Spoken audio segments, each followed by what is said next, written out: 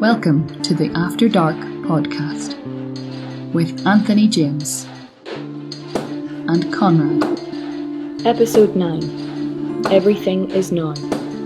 Make sure to subscribe so you don't miss an episode. Hello and welcome to the After Dark podcast. We're here to look at episode 9, season 1 of Dark. I'm Anthony James. That's Konrad. Hello. That's him. Right, Konrad, how's your week been this week? Sorry, I should say, how's your 2 days been this week? Yeah, I was going to say, are we going to peer behind the curtain to reveal we're recording this 3 days after the last one? Yeah. My 3 days has been excellent. It's a bank holiday weekend here in the UK, which means I get to have the day off tomorrow, and I will probably spend it watching more Dark, I guess. Yeah, you got the next one to watch, so yeah, exactly. That'll be good. Awesome. So just to remind you all, we are going to be not having a comments video coming out this Saturday. That's due to me expecting another child. Yay! But we'll not worry about that this week. I'm gonna put on this video any questions for Konrad in terms of like for the next season. So when we do our season summary, any questions you put there, we can put them to Konrad about the upcoming season. So they won't be wasted, and your comments that's maybe a bit better this time actually, because you have longer there to put the comments. So just bear that in mind. If you're thinking about what could be a question I can ask him for episode 10, we're probably not going to have that, which I suppose it's a bit annoying because it is the last episode. But at the end of the day, we're gearing up to it now, and there's just no other way to do it. If you want to subscribe to the YouTube channel, that would be fantastic. Keep up to date with the podcast. If you want to subscribe on audio apps, that would be even better. We are now ticking up to close to 200 subscribers on the audio apps, so that's absolutely fantastic. A lot more than we thought we'd have by this point, so thank you very much. Did you know that, Konrad? Did you know that number? I did after you informed me that the Spotify numbers weren't included in our main subscriber numbers the other day, which is awesome. I can't believe we've got that many, to be honest. So thank you so much, everyone who is subscribed. Thank you very much. We're now being bombarded with all these random emails asking us to become and be a part of their network or something at the same time. Oh, really? Yeah, just all these spam emails whenever. Oh, amazing. We're being given the opportunity to sell out already. I can't wait. Yeah, exactly. So, we'll get them all around a table. We'll listen to the best offer. But yeah, exactly. I just want everyone to know I have zero integrity when it comes to matters like this. So yeah, that's fine. I'll be the integral backbone. Okay, so I think this week it's sort of the episode that's gearing up to the final season. So I don't know if Konrad has too many theories coming out of it, but definitely we have a lot of questions and we have a lot of analysis to get through. So I think we just get right into it. Yeah, let's do it. Oh, let's break it down! This episode opens with a montage. Sure, yeah, it's a montage. Montage editing, at least. Yeah, so I say montage like that because I feel like every single episode I'm saying it opens with a montage, it ends with a montage. There's a lot of montage, but yeah, it starts with really cool, actually, one of the most visually pleasing for me openings to an episode, and it's all the faces of the characters we know going through each one in the different ages, and it's almost like them just flexing, saying, "Yeah, we got a really good casting director." Yeah, that is literally what I wrote down. Is like this feels like them showing off how good their casting is. Which, I mean, if you've got it, flaunt it, I guess. Yeah, you can't deny it is amazing casting. Yeah, and there are one or two, one that we haven't actually met at this point. Oh, you noticed that, did you? I did notice the one who pops up in there. I was like, oh, who's that? Yeah, I think it's really just them flexing. Being like, look how great our cast is. And it's underpinned by, obviously, more Tannhaus kind of broad ethical questions about humanity and what makes us how we are and everything. Yeah, exactly. Like at a certain point, if you weren't going through it a little bit by little bit like we are, if you were just watching this and binging it, at a certain point, that townhouse stuff is probably going to start sounding like white noise. Yeah, we get it. All right. Time travel. What is man? I don't care. Get to the next Noah bit. I do care, but yeah, it's really good at like setting the tone, and it's amazing. What do you think about the end of the montage where it gave the big drone of noise and it was Noah's face? Yeah, it was Noah's little stinger, which shows up again later in this episode. It's great. It's just Yeah, I love a good audio cue for someone or something, because it just it's basically the production doubling down on the character, and essentially letting you know they're important, which is always awesome. Yes, exactly. And as of yet, we've had no real character development for Noah. I suppose we got a little bit. We actually do get a little bit in this one, but there's no Yeah. character development in terms of fleshing him out on whether there's a gray area to him. It's all just this is the bad guy. Yeah, no, I mean it's and if Dark has taught us anything, it's not to necessarily trust your first impressions of the characters, but yeah, as you say, so far it's been very emphatic about saying no, he's a bad guy. Yeah, exactly. Or maybe they just didn't communicate that to the music department. Yeah, that'd be really funny if they like accidentally just he's supposed to be the hero and they've completely ballsed it up with the with the music. Okay, right. Okay, so the episode is called "Everything Is Now." Yeah. And in German, that would be, because I am an expert at this, that would be, oh geez, I don't know. I'm already looking at it and being worried because I know. I'm almost want to pronounce it in French. I was going to say, can I want to speculate something here. I think the pronunciation of the first word is going to trip you up because you're going to try it in French. That's what I thought I was going to do. Well, give it a go. So I'm going to not do that. I've helped you out a little bit here. I'm gonna not. Yeah, I was already gonna not do that because okay. I'm pretty sure I was gonna make myself look like an idiot. French Alles. and German, they're basically the same. I'm thing. gonna say alles for the first word. Alles ist jetzt. It would be jetzt. Alles ist jetzt. Of course, Jonas. Yeah, but that, I think you're pretty much right on the money there. Yeah, alles ist jetzt. Everything is now. Alles jetzt. If you that's I'm sorry. I apologize to any French speaking listeners. I can't speak French at all, and that is an awful accent I've just attempted there. But that was what I was going to say. I was going to say "allez" when I first looked at it. Yeah. Ales ist jetzt. Yeah. So anyway, we'll just move on. To be honest with you, that one was one of the hardest ones for me. Oh really? Okay. I thought it was just going to be the first word that would trip you up. I honestly didn't expect jetzt to get you. But here we are. I don't know why the W got me a few weeks ago, and the J got me today. It's like the simple things that are getting me. The things that I should just know. Yeah. Anyway, we'll move on. So we after the opening credits, we are given a scene where sort of Bernd Doppler is at the power plant and he's looking at the construction that has been halted because of the dead bodies found, and also Helga's gone missing now. He's talking to Greta, and Greta sort of wants him to be found. She has no idea where he would be. Shows a little picture of him there on the thing as well. Just a bit of showing their house. They've although it's a very cold house. I suppose it's sort of they're showing Helga in a photograph on his own. Later on, they show him with the family, but he's in the photograph on his own. He's missing. Also, Ulrich, just to add in before I give you a run at it, Ulrich is also sitting outside the hatch waiting as well. So I think going back to us talking about not judging characters by first impressions, Greta kind of joined the ranks of Regina and Alexander, both of whom we'll come back to later in this episode, as a character who was kind of fleshed out by this. Like, she does genuinely seem a bit remorseful and like she's blaming herself for Helga's disappearance, which I didn't expect. I honestly thought she was going to just be like evil stepmother and wouldn't care at all. But yeah, so it's an interesting opening to this, and then Ulrich has just been sat there all night by the looks of things. Yeah, he's sitting there all night, just making sure he's dead. A bit of a fruitless task, we'll find out later. But also, the fact that you were saying that you thought that Greta would be sort of like an evil stepmother, it's interesting because we sort of get an illusion in this episode. We'll talk about more in depth later and what you think of that.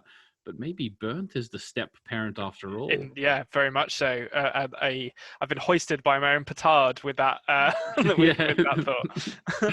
Exactly. Okay, next we get Egon and the chief of police, Daniel Kahnwald, having a chat. He tells him that Bernd Doppler's in there, and they're having a chat in the corridor before he goes into Bernd Doppler. And Egon sort of lets him know about Ulrich coming in yesterday and saying he was asking about Helga. Yeah. and obviously that they see the importance of that now. And then Burnt is in the room, and everything we've learned about Burnt before, even as his older self, even maybe in the last episode too, is that his work, like he's very much like a workaholic. He wants the nuclear power plant to succeed. And it's not that he wasn't a cold man. He was definitely more warm than Greta was, but the power plant was one of the most important things to him. But as soon as Helga goes missing, I didn't expect this the first time I watched it of this character. He says to Egon, do whatever it takes. I don't care if the nuclear power plant doesn't even work or whatever.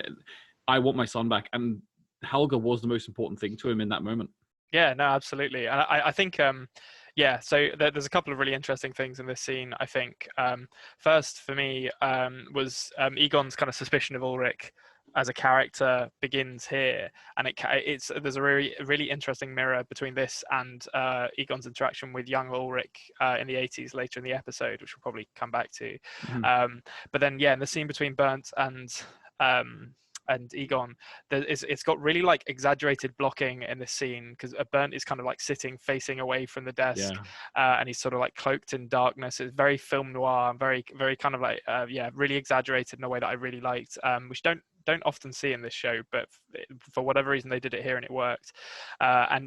It's kind of Burnt's character, as you say, he was fairly warm in the last episode, but seemed very work focused. The moment he came in and found out something was up with the nuclear plant, he went off again.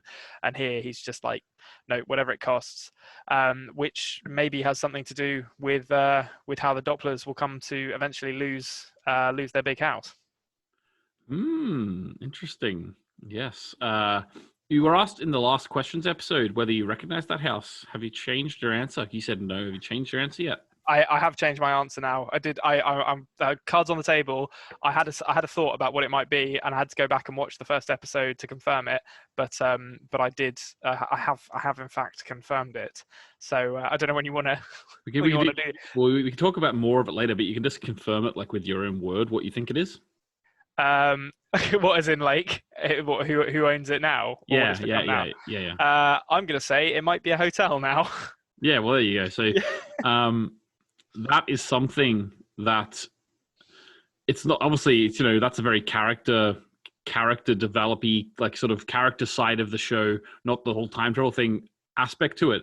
And there's a lot of people who watched the show who didn't realize that. And obviously, you've been pointed there by a commenter. You know what I mean? Yeah.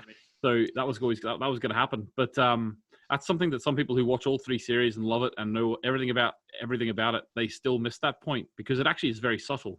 I mean, they don't. I wonder, maybe they're not going to make a big deal out of it. It's just going to be in '86. They're still living there. Obviously, in the '50s, they're living there, and then in 2019, they're not. And the relatives of the people that the Dopplers hand the nuclear power plant over to, now own both properties, and they won't make a bigger deal of it than that. But it's just an interesting kind of development, both for the Dopplers and for the Tiedemans as families. Yes, exactly. Yeah, and looking at the way that the properties are passing through the families it could, some of them might be interesting, some of them might just be the way it is, and we won't learn anything more about it. But All right. So next we get Tronta and Claudia walking through the forest, and while Helga's gone missing, Claudia's more worried about the dog. So she's looking for Gretchen. She says to Tronta that he's very handsome and that he's like James Dean. Yeah. And that all the girls in Vinden are gonna be like lapping him up. She then also mentions how his mother is a very glamorous woman. What did you make of this little short scene? I have some thoughts about Tronta, which we'll come back to once, or probably in the next scene actually. Okay. But I wonder if the James Dean comparison is just about his looks or about what happened to James Dean in terms of dying young. The bank robbers on the run thing felt like a nice little bit of foreshadowing for a character that's going to turn up later in the episode too. Oh yes, of course. Yep. And this actually looks like the exact same part of the forest as that scene from later too. So I'm sort of mirroring the 33-year cycle thing again.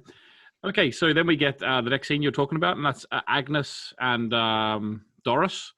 And Agnes is sort of gifting Doris a dress, and Doris is very sort of doesn't really want to take it because she doesn't know what Egon would think.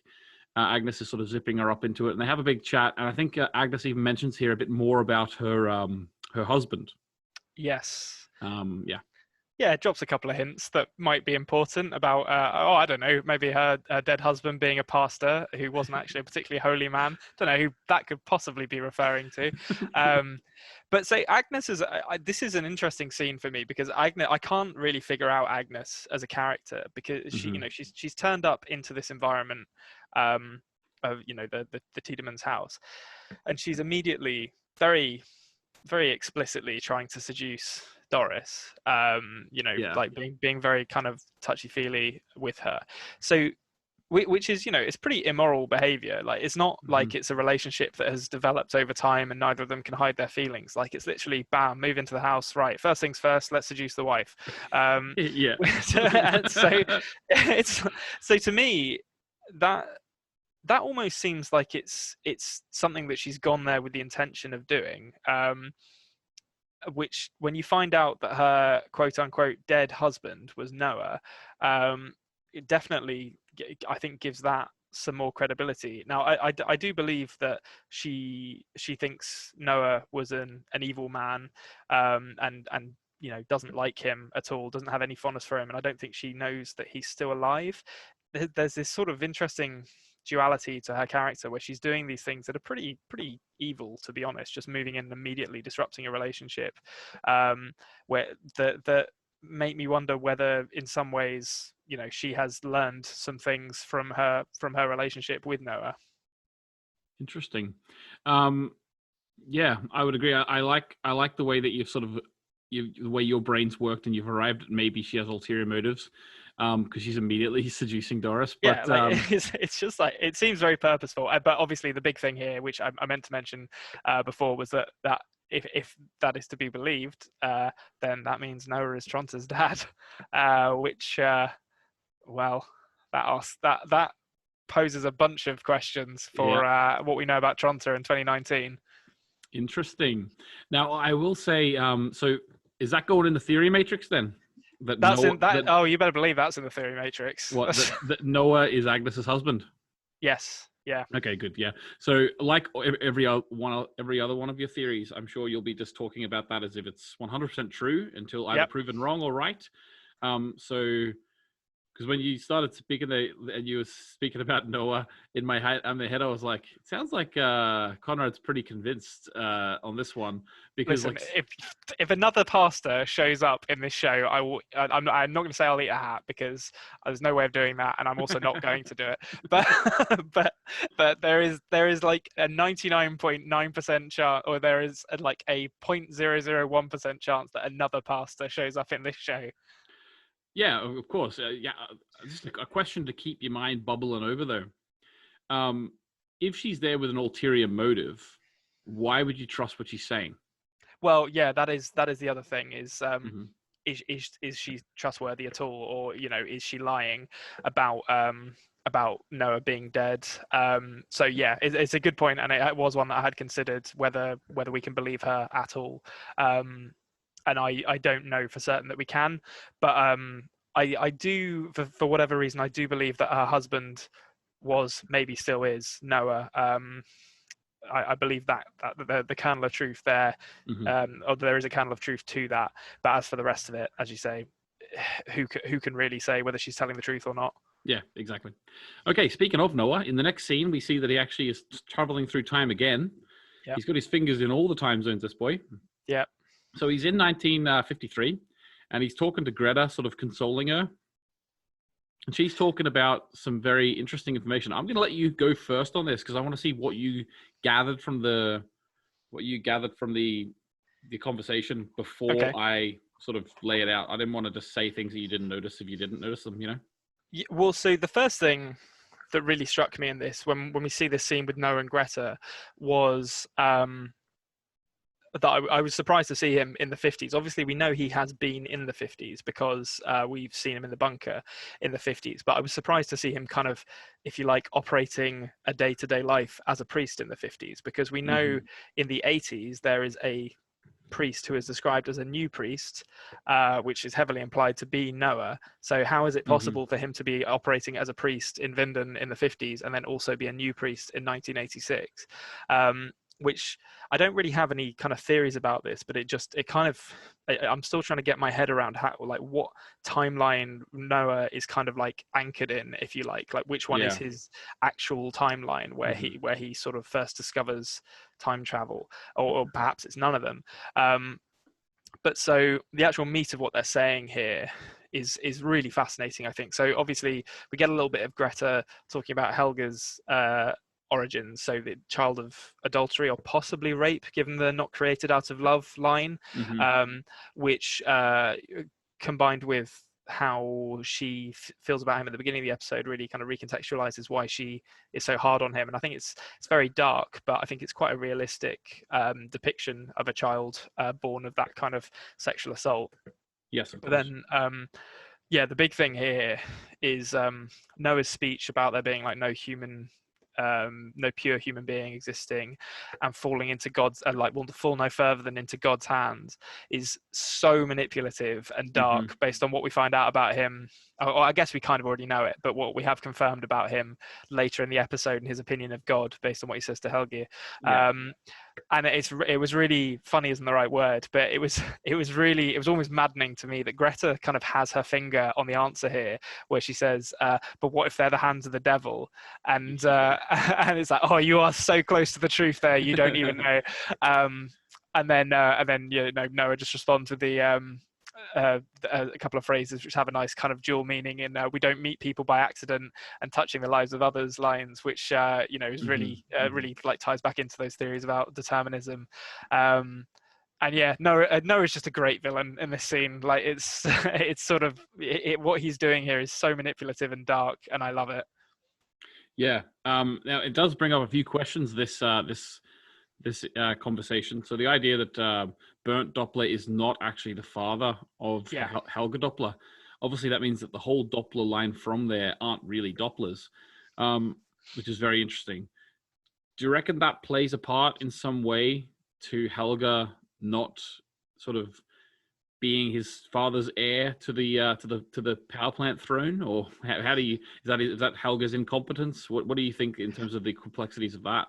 So I think we'll probably come back to this when the sort of Helga, the dual Helga theory comes back a little bit later in this episode. But I think my gut feeling is that Helga is going to find out about his parentage, probably from Noah, and as a tool for sort of manipulating him and coercing him into helping Noah, and that will explain why he doesn't kind of rise to take Bernt's position as the head of the power plant. It might also be a bit of good old fashioned incompetence as well, because Helga, I don't know if Helga's up to the task, to be honest, but it's I think that will play a part. Yeah. Okay. So you think at some point Bernt's gonna, if he doesn't already, find out that it's not really his son? I wonder if he. I don't know actually. I wonder if he knows already. He can't do. Realistically, I feel like in the 50s it would be a far bigger deal for a father than he's making of it. I think the guilt that Greta feels as well about it, you would imagine she wouldn't tell him. Yeah, so I think you're right. I think at some point Bernd will find out, and I think Helge will find out as well, and it'll forever drive a wedge between them. Which, talking about Dark's kind of character drama at the center of it, and how it keeps on managing to find places to kind of squeeze that in, even if it's not really relevant to the time travel plot or not immediately relevant. That's, again, just really nice kind of sad little arc for this relationship to have, where you can see that they're very close to one another, and then to have that wedge driven between them, and for it obviously to never really be reconciled is it's really, really heartbreaking. Yeah, exactly. And like that's one of the reasons why I love the show so much, is because the crazy time travel, determinism, all that crazy stuff is really well done. And to be honest with you, I would watch this show without all that as well, because the character stuff is just so good as well. Yeah, definitely. Okay, so then we're still in 1953 at this point, and Ulrich is being chased by Egon. Egon finds him. Yeah. He pulls the old trick that Ulrich pulled last episode when Ulrich was chasing Helga and he decided to change course in the forest. Yeah. Egon just did the exact same thing and then actually caught Ulrich. So he was. Yeah, it's interesting that Egon figured out that Ulrich was headed for the caves. Almost, I don't know if it's kind of as explicit as this, but there's almost like this kind of innate draw to the caves. Like Egon knows there's something bad about those caves, and he suspects, because Ulrich, let's be fair to him, looks like he's been up to no good at this point. Like he's sort of covered in blood, just walking down the street. So Egon, figures it out, and this scene, Egon is added to the list of characters, which will be expanded further later in this episode, who know about time travel, which is very interesting. Yeah, yes, who have been told about time travel by a time traveler, not necessarily that they believe it. Yeah, that's true. Yeah, I mean, the kernel has been planted. Yeah, exactly. There's a little nugget of time travel thought in Egon's head in the 50s, which is fascinating. Yes, exactly. That's really nice. And how will that come to fruition as we go through? And we know he's really good with question marks, so he'll probably be thinking about that one for a while. You won't even believe the things that he writes question marks on after this. Yeah, or every clock in his house. Yeah. Okay, Ulrich then talks about how he's changed the course of time, but Egon's talking to him about you killed those two boys, and Ulrich thinks, hang on, why are those two boys still dead? Because surely it doesn't happen because I killed Helga. And then it cuts to Helga, who very dramatically wakes up. I don't know if he would wake up that dramatically if the camera wasn't there, but he definitely... he knew he had a close up. It was his opportunity to shine. This bloody scene in the bunker. I have so many questions coming out of this, and none of them are really answered. They're just kind of hanging in the air, waiting for some kind of explanation. So, I mean, Helga, he is dead. He definitely was dead last episode. I feel like there's no way he wasn't dead, at the very least, because even if he wasn't dead, he hasn't breathed for like 12 hours. So unless he can hold his breath for the longest time imaginable, like he's definitely out. And this is very crucially him waking up in the 50s. It's not him. It's not. I went back and checked. It's not the same scene as him waking up in 1986. Yeah, which means I'm pretty sure. I mean, I've basically taken this as confirmation of my kind of two Helgas theory, like that one of them woke up in 1953. Or woke up. One of them somehow reincarnated in 1953, and another one woke up maybe outside of time or in 1986 anyway. And I just don't know. I don't know. I do not know what is going on with this. Like, I have no idea how Helga's come back to life, or what has brought him back. I just don't know. I have no idea with this, and I can't wait to find out more about it. Excellent, fantastic. I'm sure the listeners are enjoying this because this is one of the big sort of the idea of sort of how people get between different times when you've been shown them in different times is one of the main sort of really I myself am loving hearing you theorizing about these parts because as you said before, you're throwing a lot at the wall. Some of it sticks, some of it doesn't. And it doesn't. Yeah, to be honest with you, I enjoy the parts where it does stick more than I do the parts that don't. Having said that, it is funny when the parts that don't. So I'm looking forward to you getting the answer to that question.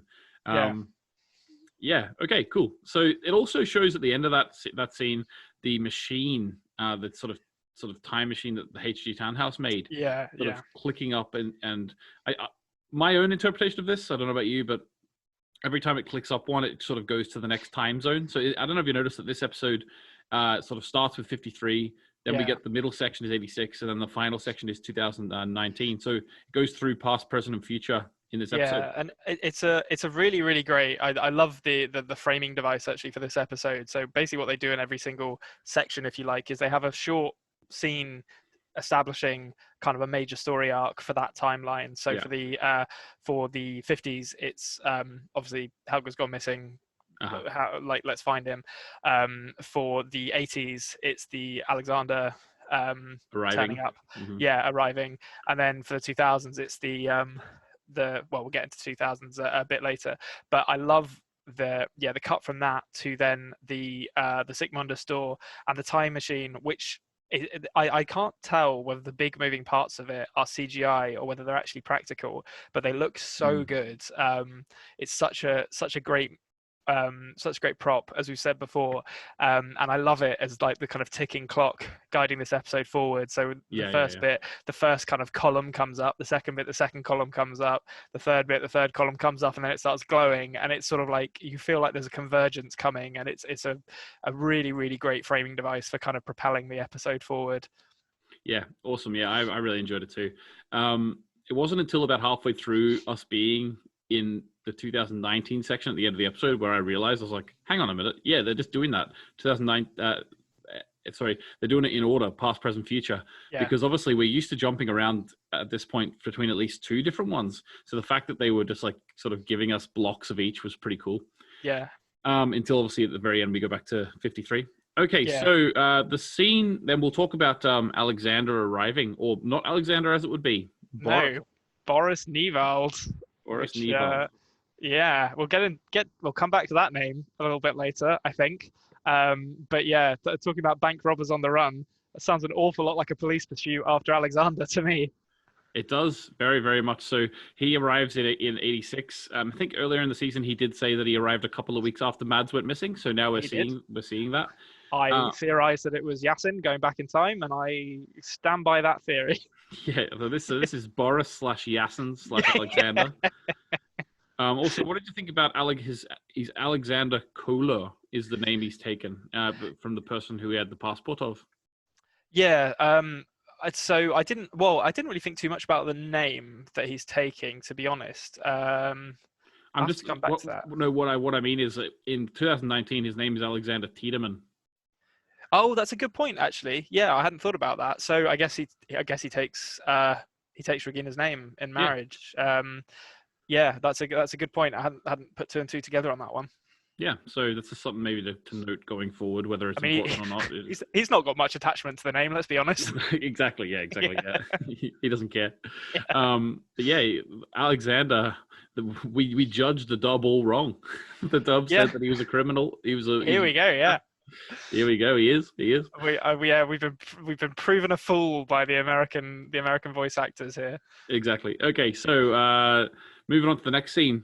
We get Hannah being she's sort of picking at Katerina. Yeah. She wants to know what's going to happen with Ulrich. Is he out yet? She also seems to be very interested in whether Katerina is going to stay with Ulrich as well. Yeah. And then Katerina is saying, well, that's love, it's stronger than hate. So she wants to. But then Hannah we find out that it was Hannah who pointed, we get confirmation of it. I think it was alluded to earlier on by Regina in this episode 5 or 6. Yeah. But Hannah actually is the one who let them know, Katerina and Ulrich, that it was actually Regina. She obviously she lies. She said it was Regina who told the police. Yeah, so Hannah shifting the blame onto Regina, who's kind of like lower in the social pecking order at high school than her, feels very real as the kind of thing that like a mean-spirited teenager would do. And we'll return to this idea later of Hannah really being able to manipulate Katerina when she wants to. Obviously, she's doing it here, but this idea is revisited later in the episode, and it's a fantastic way of saying nothing has really changed between them. And also a big fan of Katerina using the word clobber here. I don't think enough bullies threaten to clobber people anymore, which I was a really big fan of. It's clobbering time. Yeah, exactly. Like who let the Fantastic Four in? It really made me laugh. And stay tuned for Katerina using more really, really weird insults in a couple of scenes' time. Yeah, I'm looking forward to that scene. Okay, so next we get Ulrich being released from jail. And we get a bit of dialogue between him and Egon, where Egon's sort of saying, "I know your face." I'll let you talk about that in a minute. Then Ulrich has one of the greatest lines in the whole show for me. He says, "I know your face. I feel it in my bones," or whatever. And then he says, "Maybe it's cancer." Or Krebs. Yeah, Krebs. Yeah. Yeah. And then Jana is livid. She smacks Egon and she says, "I'm going to demand that you're taken off Mads' case." Yeah. So what did you think about this little Egon Ulrich scene? Yeah, I mean the knows that I know that stare line is fascinating, given what we know obviously about Egon running into grown-up Ulrich in the 50s. And there's this kind of like this intangible link between them that I think underpins all of this animosity, and Egon can't really explain it, but it's there, and not without reason. And I think it's really important for Egon as a character, this, because it shows that he is actually an excellent judge of character, and has some good qualities for a police officer, despite what others might actually say about him. And I think it's kind of important for him to get that, just because really up until this point he's pretty much exclusively been the subject of ridicule. Like, I don't think anyone has really I don't think he's really done anything or been spoken to in such a way that would make us respect him. So it's nice for him to get, a moment where he can kind of showcase his competency. And then, Yana comes up and slaps him. Also, Yana just like puts a cigarette out on the floor in the police station, which feels incredible. I don't think you're allowed to do that. Like just whatever, someone will clean that up, I guess. I didn't notice that. And then she just runs up. There's a running theme of people like basically committing GBH on police officers, or at the very least battery on police officers in this episode, between Yana and then Katerina later on with Charlotte.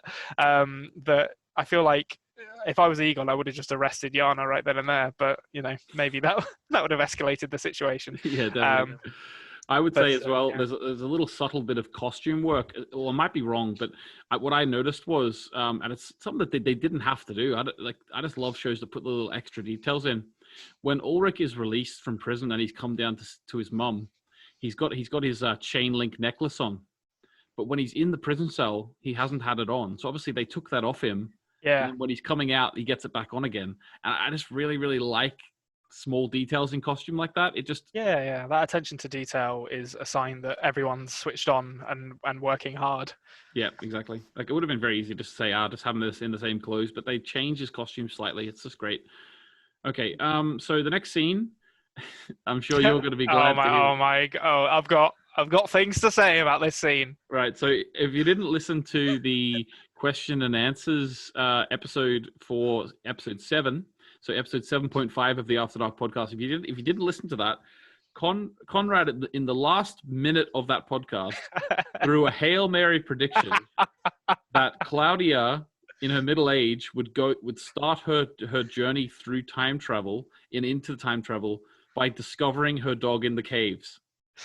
Oh, sure. Yeah, you got that one. You got that one, Konrad. So we had, and one of our intrepid question askers gave me some literary question about what I remembered of the black dog in Faust and how that ties into the poodle. And I pulled a theory out of nowhere that Gretchen was going to turn back up in the 80s and prompt Claudia to go on a time traveling adventure, and lo and behold, I literally stood up and shouted as soon as I couldn't contain myself when Gretchen turned up in the 80s. So I had to text you immediately. I couldn't believe that I'd called it. So I think that, to be honest with you, I think that's the most impressive one so far. Yeah, I could not believe I'd called that. It was completely out of nowhere. Yeah, it was a moment of magic. Yeah. But so we're not in Kansas anymore. For those who recognize the Wizard of Oz reference for Claudia. Yeah, that's absolutely fantastic. It was such a good prediction that we literally have nothing to talk about. Yeah, I just go back and listen to the last episode, because everything we could analyze from it, he predicted. So yeah, I don't know where that came from. It was just it was like when a sports star gets in the zone. I can't explain it. It was just a moment of magic. Yeah, exactly. Okay, let's move on then. In the forest, then we get a scene with Katerina and Ulrich, and they've sort of been reunited after this. Now, there's a lot of discussion points that come out of this scene that I would like to talk to you about. The first is Katerina is absolutely terrifying. Yeah. Oh my God, I would not mess with Katerina. She's absolutely terrifying, and the actress is so, is just so good at being terrifying. I don't know what she's like in real life. I've never watched an interview or anything, but she just seems terrifying. What about the knee? It was I didn't see it coming at all. I thought she was going to, shove her a bit more or something, and then just straight up knee into the stomach. It was unreal. Yeah, it was a lot of force behind it. So basically, Katerina and Ulrich are sort of talking about Egon Tiedemann, saying, what does he have? He has something in for you. Katerina then sees Regina and sort of goes and hunts her down. Says to Regina, look what my mother did to me just because of the lies you told to your grandfather, basically. Yeah. And then Regina obviously didn't do that, so she denies it. Katerina knees her, and then Alexander comes to the rescue. So what are your thoughts about this? Yeah, so I mean, I think the first time you see Ulrich and Katerina back together in this scene, they definitely seem closer than they would be if something violent had transpired between them, because they're kind of like sharing cigarettes and hugging.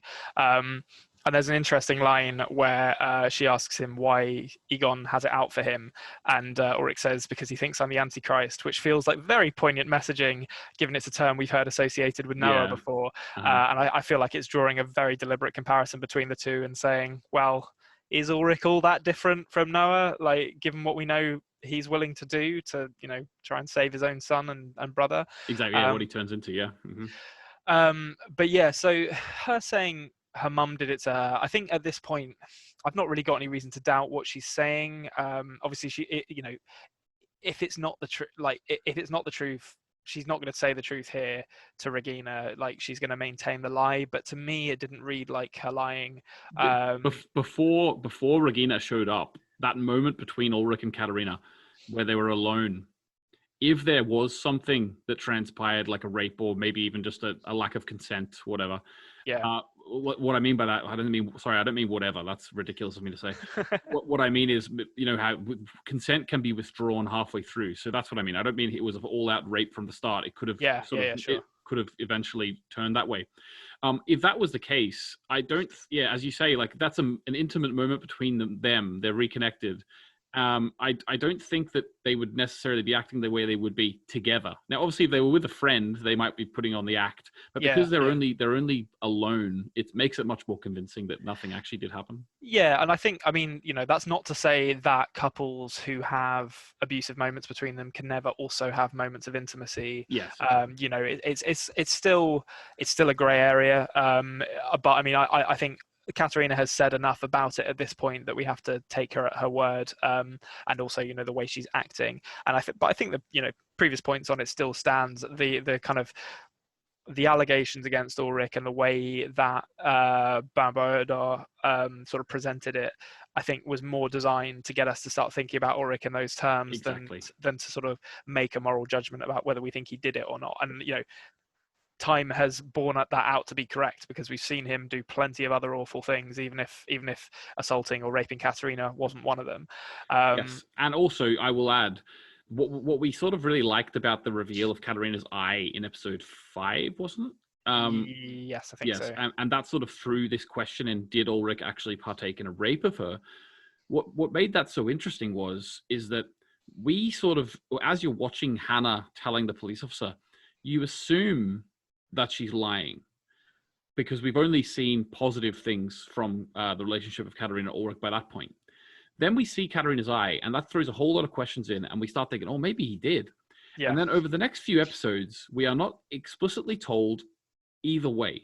We are meant to be thinking of Ulrich as this violent person. We see him then throw Hannah up against the wall by the throat, and then finally we see him, basically attempt to murder Helga. So by that ramps up. What now is really interesting, like they did at the end of episode 5, where they took the rug out from under us by showing Katerina's eye, they're now doing the same thing again, but in the opposite direction. Yeah. So it's very, I noticed that, like, it's very interesting that they show Ulrich attempting to de-escalate the violence with Regina here. Yes. I don't know if that's a bell that you can unring, really, but I'll be interested to see how they try and do it, or how far they try and take that. Yeah, they're definitely trying to say, what you thought of this character. Yes, he is a murderer now. Like, because even if it turns out Helga didn't breathe for 12 hours and is still alive, he still is. I would still count him as a murderer, because he tried. There's a certain point where he tried so hard to murder this guy. It's attempted murder at the very least. Yeah, well, that's the crime. But I'm just saying, in his soul, he's a murderer. Oh, yeah. He remorselessly beat a child's head in with the intention of killing them, and then waited to make sure they were dead. Ulrich has that in him. So the writers are doing their best here in this scene to sort of try and tip the scale back to gray. Yeah. Obviously, it's a very hard task, and it's probably not going to happen, to be honest with you, with most viewers. But they are at least showing no, these are gray characters, even if they're very, very dark gray. They're still gray. Yeah. Yeah, and I would say as well, the fact now you might have missed this, but there was a subtle. It's not even a hint, really. It's just character development and world building in a way. Earlier on in episode, it might have been episode 6, or maybe it was episode 7. The really long, like, sort of zoom in on Katarina and Ulrich in 2019 when they're talking, and Katarina reveals that she knows about Hannah. In that scene, Katarina actually says, "And I thought my family were the assholes," or whatever it is. Yeah. So there is definitely prior to establish that she is from, at the very least, a bad family, if not an outright abusive one. Yeah, so that it's you don't really notice those things until after, you know what I mean? But it's definitely there. And what did you think about Alexander showing up and saving the day?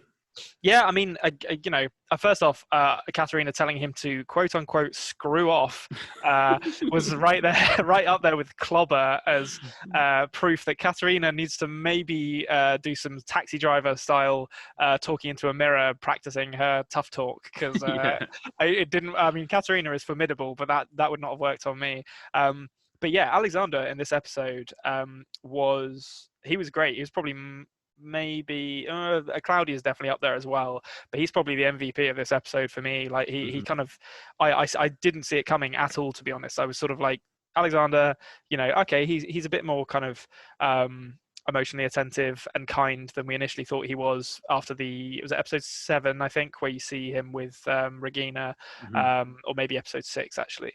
But I thought that was as far as we were going to go with him, and then suddenly it's like, oh no, that's not actually his real name, and he turned up with a hole in his shoulder and a different passport and a gun, and and then pointed it at Ulrich and Katerina, which by the way completely recontextualizes his unwillingness to help Ulrich in the present, as maybe he just, he knows that they know that he's, well, I suppose they don't know who he is, but they definitely know that he turned up with a gun, and which isn't normal. But yeah, he's a fascinating character. It's a reason why both Ulrich and Alexander to have suspicions of each other. Yeah, absolutely. For both ways. Yeah, but and I also I felt that the character of Alexander, or the character of Boris, I suppose, at this moment, it was really an interesting and complex character, even in this episode alone. Like he's obviously a very, very, tough guy, criminal, but there was also like a nuanced sort of vulnerability to this character in this episode. I found like he wanted to protect Regina. I almost felt like he was almost very nervous doing it. Like when he was holding the gun, he was almost shaking a bit. Like he was sort of not comfortable in that zone, I felt.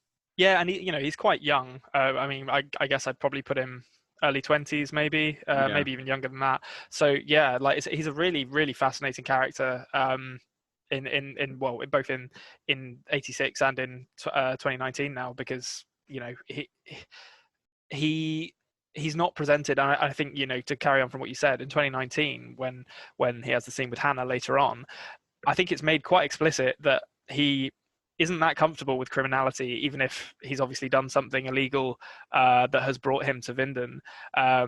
So yeah, there's this kind of duality to his character where it's like, yes, he is a criminal presumably, or has committed criminal acts in the past, but he's not that happy about doing it, and he seems desperate to leave that behind. And obviously has like this fairly kind of soft emotional side to him as well that he shows with Regina.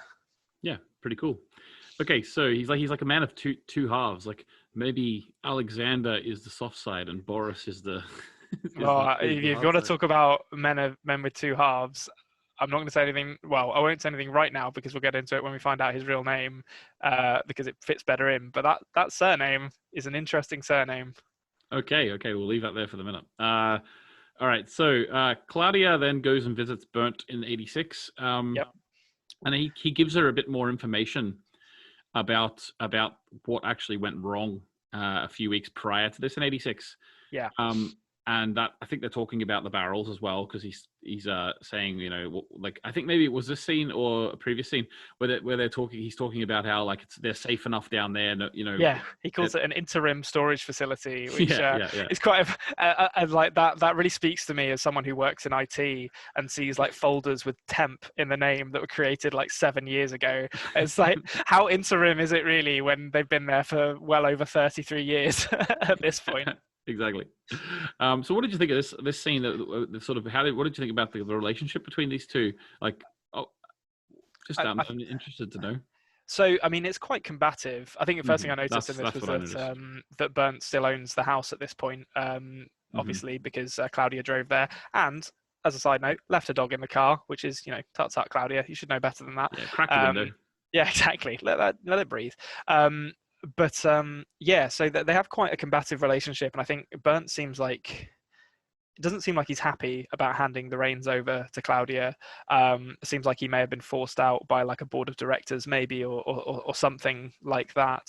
And so you say he's explaining what happened in the summer, but is he really explaining what happened in the summer? Like he's keeping secrets from her. Yeah. It feels like to me. And then when he says who knows about it, like he says Helge knows about it. Which why does Helge know about it? It seems like an odd person to include in the sort of meltdown, or well, it wasn't a meltdown, but the kind of I can't actually remember exactly the technical thing that he says that happens, but some kind of accident. I think, didn't he say that Helga was around that night? So I don't know if he was expressly included. Oh, okay. So maybe he was just there. But he was around, so he would have noticed something, maybe. But he was. Yeah. I doubt that he gave Helga the payout like he gave the rest of the employees. Yeah. He probably gave him a ride a bar and sent him on his way. Or maybe maybe with that payout, that's how he got the big stash of pine cones. Maybe that's true. Yeah. Put in an order requison for pine cones after he got his big payout. Yeah, he has a weird sense of value when it comes to these things. But yeah, so I suppose like the sort of quote which summed up this scene to me is him saying there are no truths, just stories, which we know isn't the case. Like there are certain truths that you can't escape from, and I feel like that's kind of an underlying theme in the past few episodes. So there are certain things that you can try and explain away, like Ulrich is a murderer, regardless of how he might justify it to himself. There was an accident at the nuclear plant which created a wormhole. Like that is an objective truth. You can't story that away by putting a good spin on it because you're worried that you're going to look like the next Chernobyl. And it's revisited again later in this episode when Marta's talking about everyone keeping secrets from each other. So it's it's an interesting contrast between these two, where Bernd doesn't really want the truth to out, and Claudia doesn't seem to care. She just wants to know what the truth is. Yeah, exactly. Okay, so then we get speaking of Helga, get Helga is coming out of the bunker. He's sort of, I don't know what he's actually doing. He seems to be doing a bit of work around the place. Obviously, we know that what's in that bunker at this stage. So we also then get older Helga, who is standing behind a tree watching his younger self. Yes, yeah. So this is. I wonder what old Helga is actually up to here. I didn't really get a good sense of why old Helga is watching younger Helga, except that perhaps because they're not the same Helga, maybe old Helga doesn't know what is going on, so he's getting a sense of what this younger version of himself was doing. I had a lot of questions coming out of this scene. Also, Egon back to being an incompetent cop, like turning up at the cabin, having with Helga having missed his appointment to give an interview, and obviously Helga's car is there, so like he knows he's in, but he just pretends not to be in, and Egon's like, well, I guess that's the end of that, and leaves. Yeah. All of that theorizing you were doing earlier in the season about how did he not actually get interviewed on the Tuesday? Why not the Forest Road? You're like, he must have been in a different time. No, he was just hiding behind the curtain. Yeah, just hiding behind the curtain in the cabin, and Egon was like, I can't be bothered. I'm just gonna I'll leave it. It's lunch. I've got a question mark to draw. Yeah, exactly. It's midday now. I'm hungry. I've got question marks to draw on Ulrich, so this can wait for another day. Yeah, and we see Helga again making his little pine cone art. Yep. I've never seen anyone else in the world doing that. Yeah, I don't know if this is like a thing that. I mean, I guess it's kind of like whittling, I suppose, but I've never seen it done with pine cones before. Yeah, neither have I. I've never seen it. He's gluing just a whole pine cone. I don't know. It's a bit strange. Like, I mean, each to your own. Like, I don't care what your hobby is, but I've literally never seen anyone doing this with pine cones before. No, me either. Maybe it's a done thing. Okay, then we get the scene as you're talking about with Boris Niewald, who is opening up a bag. He takes out the passports. Alexander Kolar is one that isn't him. Boris Niewald is the one that is him. And at the end of the scene, once he's like sort of put everything in the ground and buried it, he takes the Alexander Kolar one. Hannah has been watching him. Yeah. So this felt a bit weird to me. I don't know. Maybe it'll be elaborated upon later. But the idea of Hannah just stumbling across Alexander in the woods. I've thought about this a lot. Let me explain. Hannah was watching. This is all my own brain canon, but I think it's 100% true. Okay. Hannah was stalking Katerina and Ulrich. Okay. Yeah. She then saw what happened with Alexander and Regina, and then was like, "Oh, that guy's got a gun. This guy's a weirdo. I've never seen him before." And then she just followed him. I could buy that. Yeah, as a reason why she's there. I feel like they could have maybe done a better job of establishing that she was watching Ulrich and Katerina. They would have had a little cutaway to show her watching them before. Would have been all we needed. But yeah, it caught me by surprise. But yeah, so the big thing from this is, and maybe this is completely wrong, and Niewald is a very common surname in Germany, but we have the Nielsens and we have the Konrads. Niewald.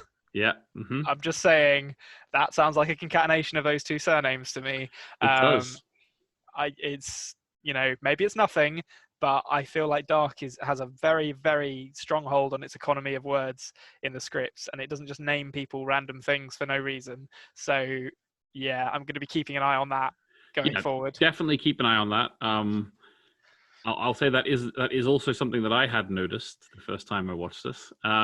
Right. Speaking of Boris Niewald, we get him looking very dapper. Yeah. He's cleaned himself up. He's got his hands in his pockets, leaning back. He's sort of he's putting on a real sort of character here. I think he's like really playing an act.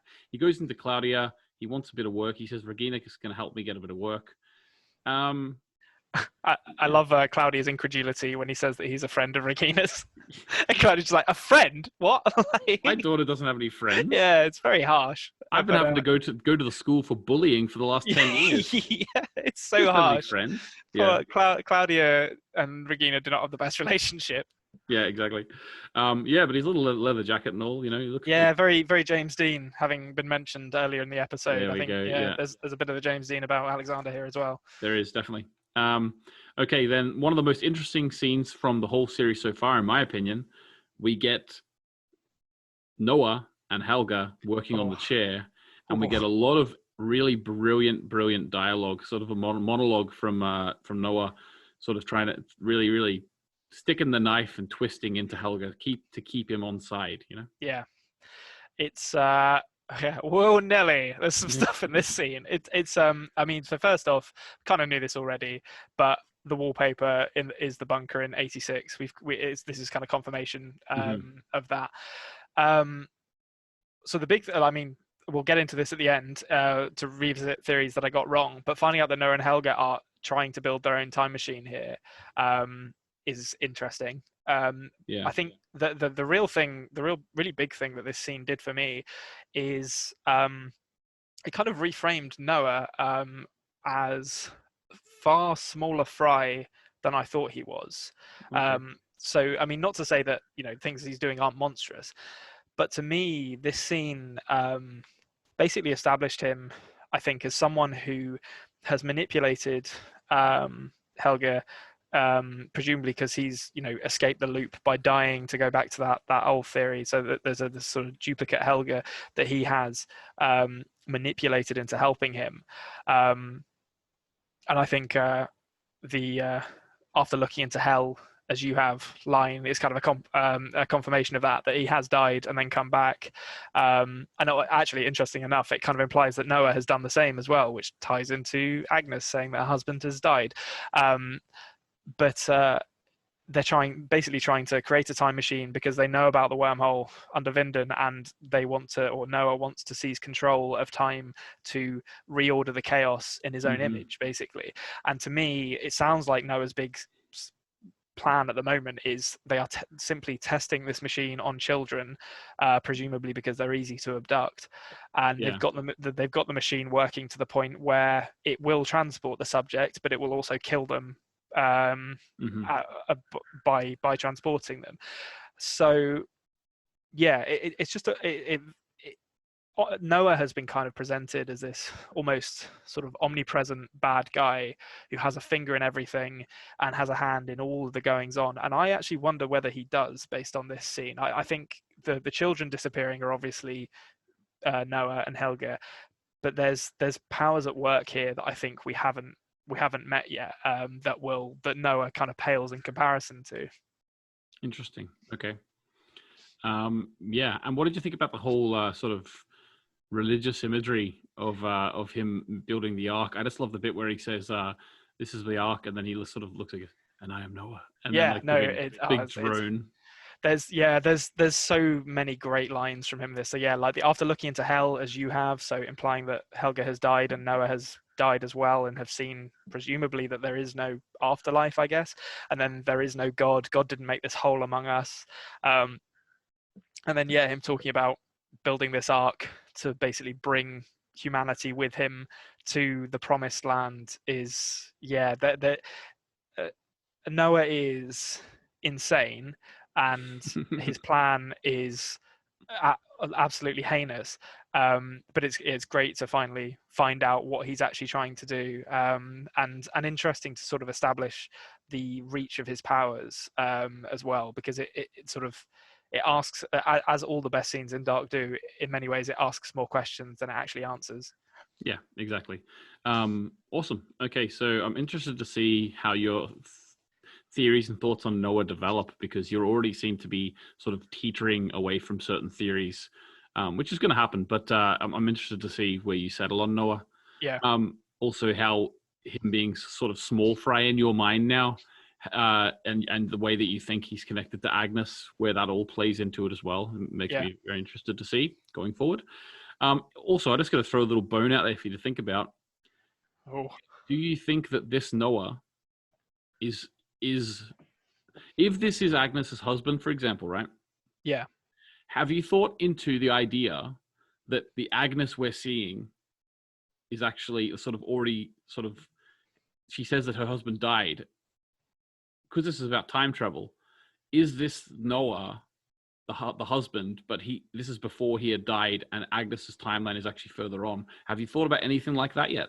I'm still trying to get all that stuff kind of straight in my head, because to me, Agnes potentially being from the future is still a possibility. Like, I mean, I said in the questions, I think last week, that she might be Marta just based on appearance, which would be really funny as well if I proposed weeks and weeks ago that Marta might actually be Noah's child, as like the creator of the labyrinth, and then it does turn out that she like marries Noah or something like that.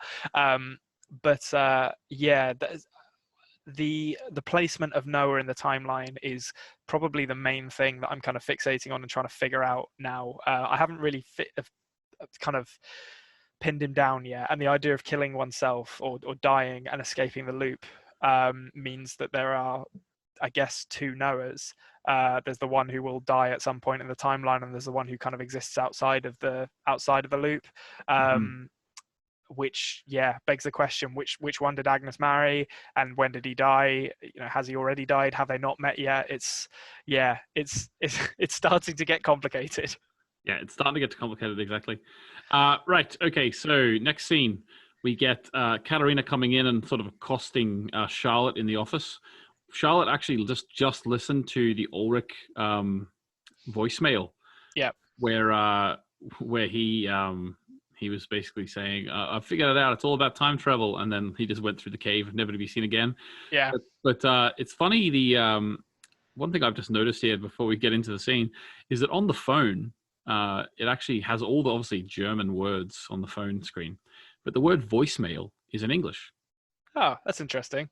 Isn't it? Yeah, I thought that was interesting.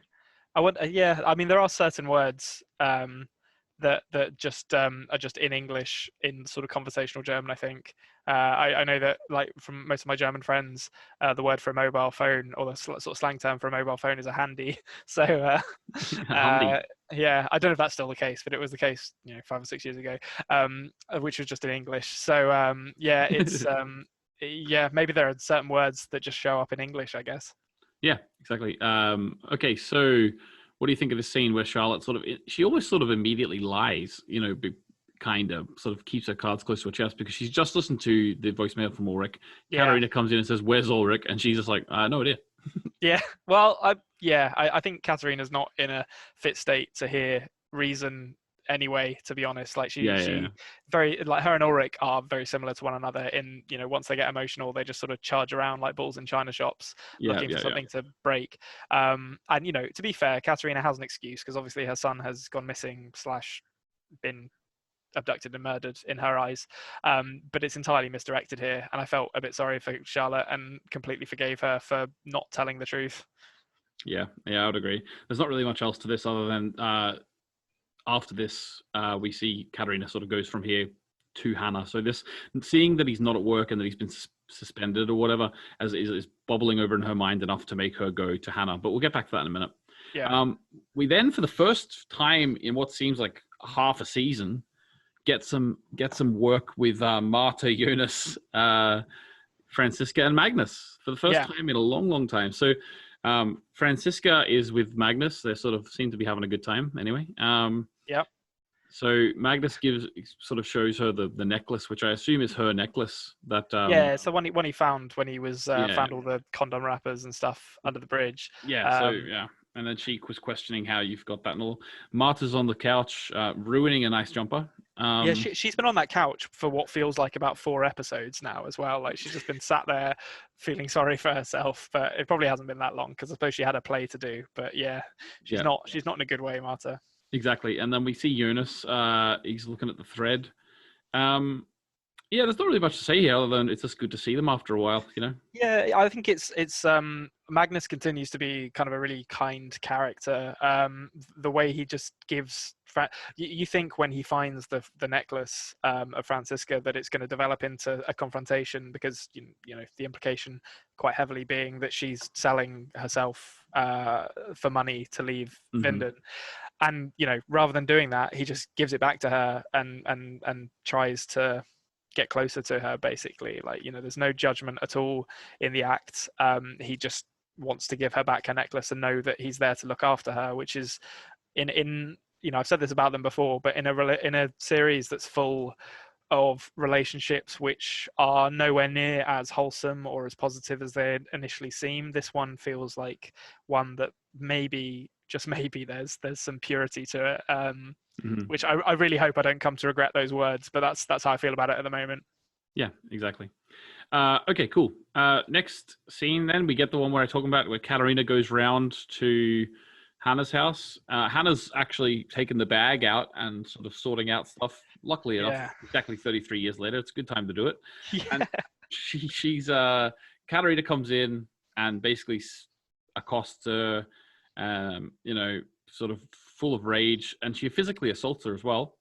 Yes. And then Hannah starts lying, which basically seems at this point in the series to be something that Hannah does very well, especially considering around the idea of Ulrich.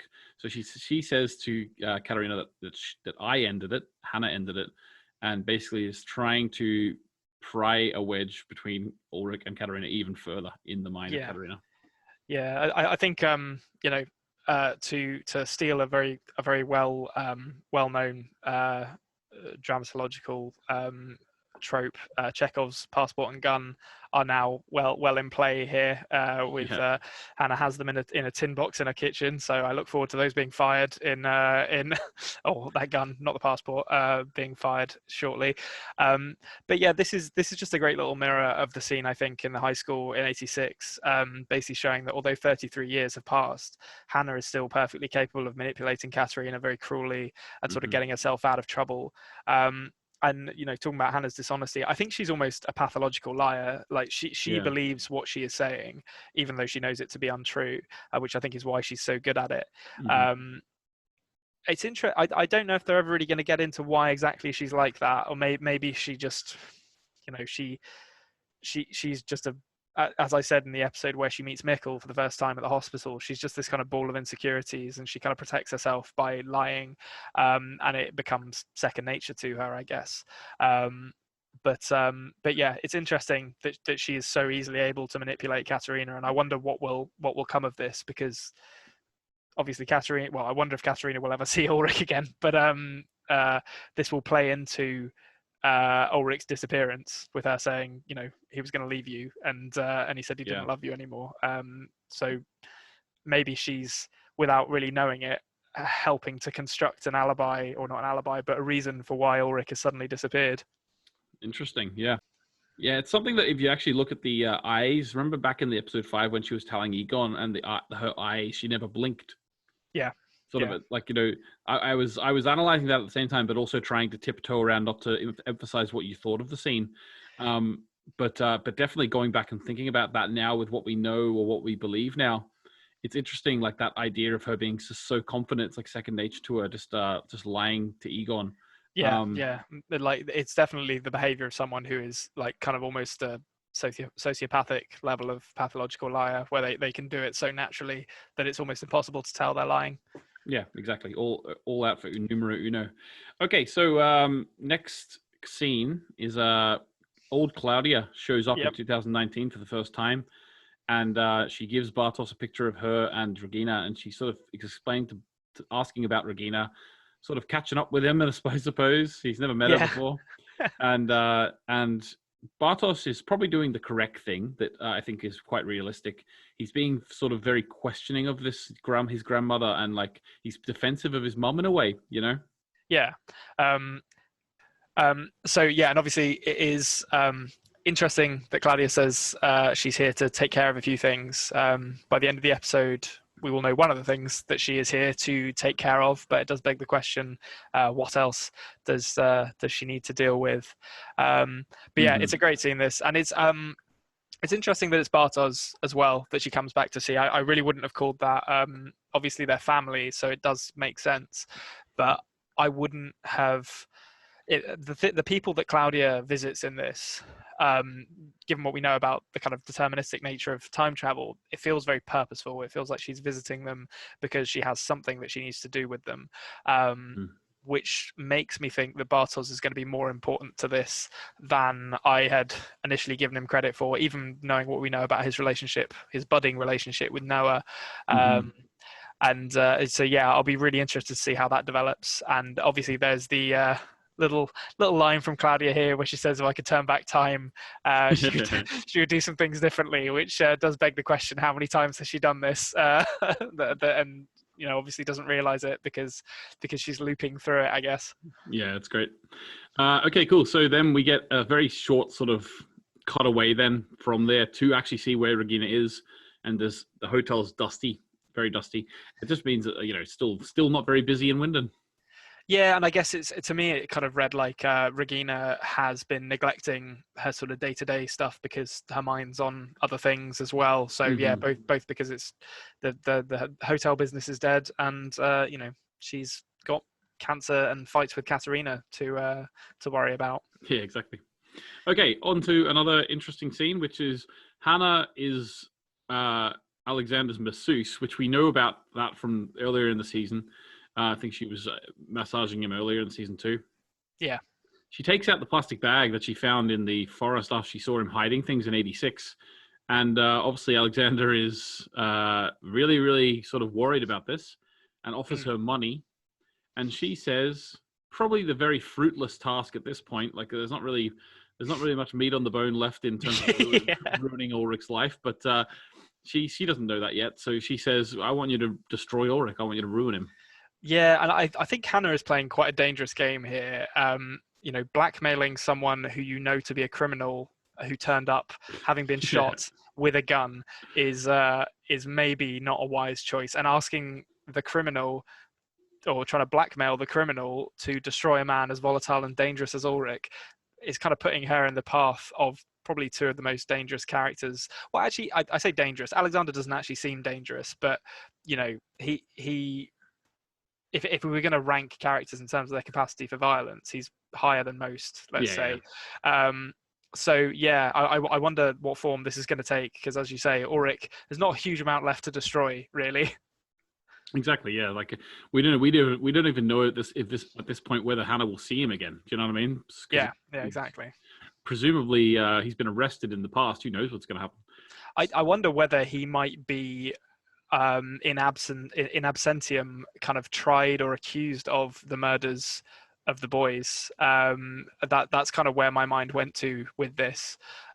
Is everyone knows he's sort of started behaving weirdly around the time that Mikkel went missing, and there are still question marks, quite literally question marks, on him around the disappearance of Mads. So that's kind of where my mind is at the moment with what's going to happen to Ulrich. Okay, interesting. Next scene is a really powerful emotional scene between Jonas and Marta. Marta does some good acting here again. Yeah. And Jonas is just like he's sort of a deer in headlights. He doesn't know what to do with this new information that this is his auntie. Yeah. God bless him. He tries to get around this, but he's like, "Oh, we're just not a good match." Is such a weak excuse. Yeah, and like he doesn't. It seems like he doesn't really know whether to sort of go ahead and just kiss her and sort of forget about it, or ask her for £20 in a birthday card. Yeah, exactly. Yeah, ask her for an iTunes gift voucher that he won't use. Yeah, he does kiss back a little bit, which made me kind of cover my eyes and be a bit like, oh no. Yeah, the germs are already there. We may as well. Yeah, exactly. But yeah, this is another great kind of long take in a wide shot here. Obviously, Jonas doesn't do too much. I guess it's not fair to say he doesn't do too much acting, but he's not asked to do too much, and Marta is kind of acting at him for the most part. But yeah, it's great seeing the sort of contrast between her desperately trying to get a reaction out of him, while he just stands there kind of like open-mouthed, not really knowing what to do. Yeah, exactly. Yeah, it's a great scene. There's a couple of moments in this scene in terms of their relationship, which, it's like George Lucas says about Star Wars. It rhymes. Yeah. So there's certain parts from this scene which will become important later on, just thematically, in terms of their relationship. But It's a really nice scene. There's a lot of really cool scenes, or really sort of deep scenes between these two, and it's cool to see how their relationship evolves in certain ways. Yeah, totally. Okay, so next scene we get a big reveal, I would say. Oh, I was very excited about this. Yeah, so it's Torben seems to be working with Alexander. Yeah, Voller's a goddamn crooked cop. Yeah, he's a bent copper, to quote the policeman from Line of Duty. Bent. Yeah. So he's it also seems to be around the barrels too, because Torben's asking about the barrels, and Alexander says, "Oh, we'll leave them for a few days, and then we'll bring them back in." Back into the interim storage facility. Yeah. Like they've been moved from one interim storage facility to an even more interim storage facility, which actually really made me laugh on the cutaway, because you think, oh, what are we going to do about the barrels? And the mind is thinking, oh, well, they're not going to be completely irresponsible. Like they'll have put them somewhere relatively secure, and then it just cuts to like a Mercedes truck on the side of the road. Just like, oh, it's just full of nuclear waste. Don't worry about it. Yeah, it's just still there. Yeah. Yeah. So, what was your initial thought about this whole Torben being a bent copper? I didn't see it coming at all, to be honest. I love that he's just there's nothing about him so far. It's just like he's a cop with one eye who is corrupt for some reason, and that's all we're going to get about him. And I hope that's all we ever get about him. I hope nothing is explained.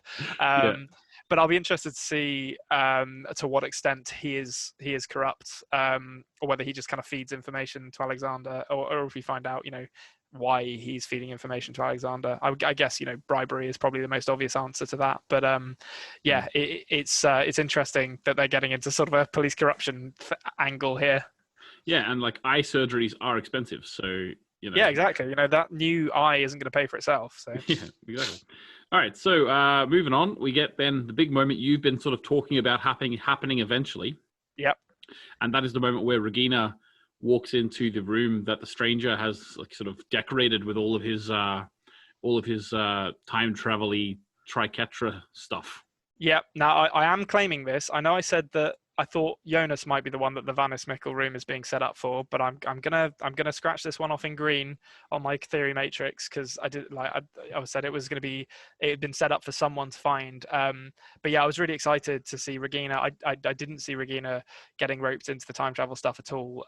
So I'm really interested to see her name get added to the list of people who are now being exposed to time travel as a concept, and her in a much more in-depth and sort of clear way than Egon as well.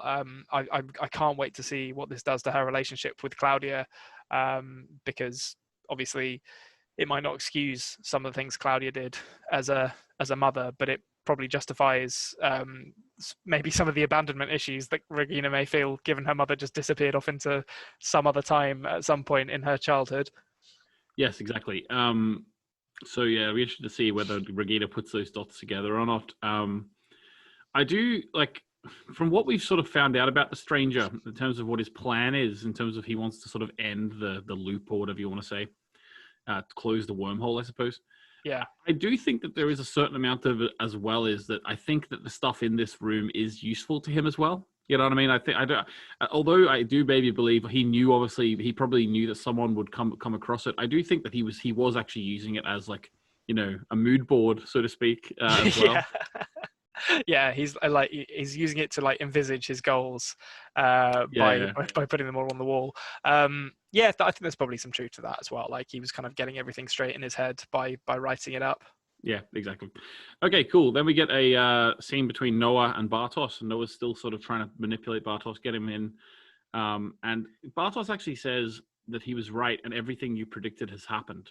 Yeah, so that to me sounds like he told him that Claudia was going to come visit him, and maybe something about Marta and Jonas I think as he well. did too. Yeah, something like that. Yeah, so it's fascinating to know what his offer is. I don't think Bartos is going to be a test subject for being sent back in time. I'd be surprised if they gave that much time to Bartos only to have him kind of be subjected to that. I think there might be something more in store for him, but I can't wait to see what it is. Yeah, awesome. Okay, so then we get the montage for the episode. Yeah. I can't remember the name of the song, but it is a great song. It's very different. It's a very different like sort of style of song, genre of song than the rest of the songs from the series so far, which really is sort of a good change of mood. It's the song. This song is whenever I'm driving somewhere and we're putting on the Dark soundtrack in the car. This is the one that my wife always wants to listen to first. Interestingly, yeah, it is a really good song, and it's surprisingly upbeat for what you see in it, and also just to briefly acknowledge the beginning of this montage. It begins with such a classic start to a montage with Claudia offering Alexander a job and him saying, "When do I start?" And then the music kicks in, and that I've seen that in so many films, and it's just a lovely little kind of cheesy start to the montage. Yeah, exactly. And I love the idea of Alexander properly working his way up from the bottom, to eventually become the leader of the power plant. And we know that Claudia went missing. She sort of went away, presumably on a time journey. So it's not even. It seems like it's not even probably like she just could place him in the role. He actually properly seems to have actually worked his way up. So that's actually the opposite of what Helga did. Yeah, exactly. If anything, Helga worked his way down, like the ladder. Exactly. And we also get he's I don't know if I'm sure you noticed, but he's actually welding up the door. Yeah. So we now know when the door was welded shut. Yeah, exactly. And then in the same montage, we get Benny, who is the prostitute, and the stranger is very strangely looking at them, just like sort of standing between the lorries. and then goes over and gets into the Mercedes lorry and opens up one of the radioactive waste barrels. Yes, and very explicitly puts down what looks like a quite futuristic bomb on top of one of them to me. So I think the stranger might be blowing this truck up quite soon. Oh, interesting. Yeah, that's what that looked like. It looked like a sort of one of those little grenades out of Aliens to me. So yeah, that's what I think he's doing here. And I think thinking about him sort of standing in front of Benny, I wonder if he very explicitly made himself visible to Benny because of maybe something that Benny will report to the police after the fact about what he was wearing. Okay, interesting. That is a nice thought. Yeah, because it did seem very, on the nose to just be standing there and waiting. Yeah, maybe he was just being cool and stuff, like standing out in the open like Batman. Trying to impress the prostitute. Yeah, exactly. But yeah, I think more like he could have been hidden if he wanted to be, and the fact he wasn't seems to be quite purposeful. Yeah, I felt the same. Okay, so then the last scene is another doozy. Oh, yeah. Claudia comes in after actually H.G. Tannhaus is sort of working on the battery of the phone. He's already made a complete mess of that battery. Like he needs some help here because he's making it. It's like when you try and do DIY and you refuse to read the instructions, and he's got himself into a real state. Yeah. And Claudia comes in and gives him the blueprints to the machine that he has to make. What did you think of that? This is kind of one of those, to quote Community, this is one of those scenes that kind of wrinkles your brain because she's coming in and giving him the schematics to the machine which he will invent, and therefore like when he invents it the schematics will be created so she can take it back in time to give it to him to invent it, which is it's one of those things where like you can't think too hard about it otherwise it starts to hurt. But so H.G. Tannhaus is well on his way to getting that machine or creating that machine in 53. And I think it might have been before this montage actually, but there's a scene where that framing device of the sort of time machine starting to work in 86, I assume. There's a scene where the third kind of column comes up and it starts like humming and glowing. Yeah. And to me, that is like this really, really sort of compelling, okay, here we go. H.G. Tannhaus is about to kind of create time travel. The singularity is about to happen, and everything from that point onwards is going to change. Interesting. That's great. And can you really credit him with inventing time travel if he's given the schematics? Yeah, well, I mean, he's been given the schematics for the thing that he already invented. So, like I don't know who do you credit for that? Yeah, it's a classic paradox, sort of a grandfather, like bootstrap. Not grandfather, I suppose that is just generally grandfathers, but yeah, the bootstrap paradox where like it's like there's no beginning or end; it just continues around like a circle. Yeah, exactly. Yeah. And it's fine. It's fine. We can have, we don't have to think about them too much. These exist in the show, and it's fine. It's just like my only requirement for any kind of time travel thing is that they try to be consistent with their internal rules and logic for it. And Dark has done that absolutely fine thus far. Like I don't need to. It's fun to do, and I totally get it as a thought exercise, but I don't need to sort of go into the nitty gritty of like, oh, would this have happened if this didn't happen, and how does these things all line up? Because the fact of the matter is they're not really going to, because there's a wormhole which by its very definition is kind of oxymoronic and confusing. Yeah, exactly. All you can do is be consistent, as you say. Yeah. Okay, so that's the end of the second last episode. Yeah. First series. So let's get into the roundup then. Yep, let's do it.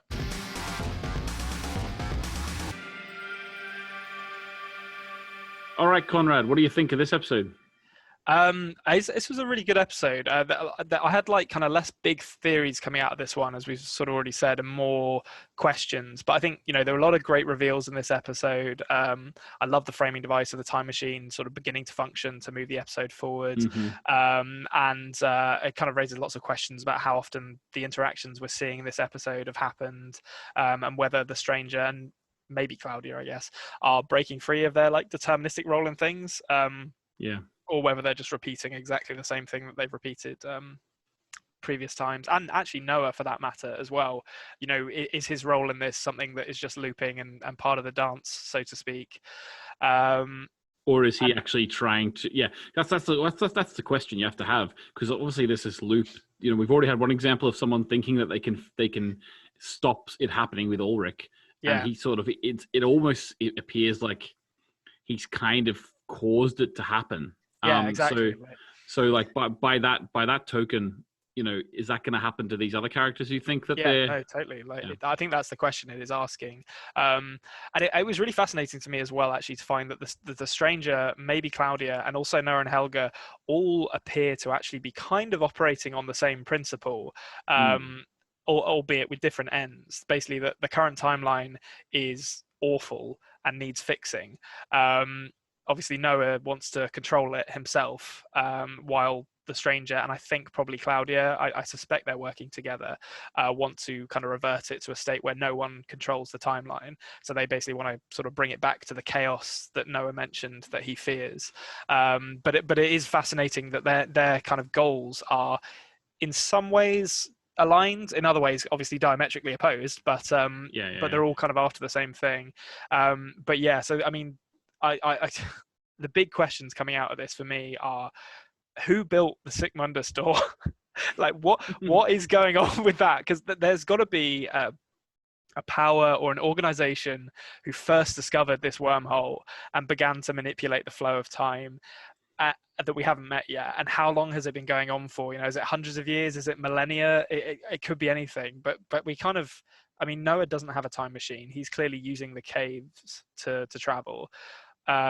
We know Noah doesn't have the stranger doesn't have, or we suspect the stranger doesn't have a time machine, because he's only turning up in 86, 53 and 2019. Well, he had the one that was broken, remember? Yeah, I mean, suppose he had the one that was broken, so maybe that broke in him coming back from the future or something like that. Claudia, I think, might have a working one. I don't know, but I mean, there's something going on here that we still don't know about, which I think we're probably not going to find out about until at least next season. And then obviously, just to revisit it again, how the bloody hell did Helga come back to life? Like, what is going on there? Like, he woke up in 53 and 86 with the wounds. I have no idea how that's happening. I can't even theorize how that's happening, but it's very compelling, and I need to know what's going on there.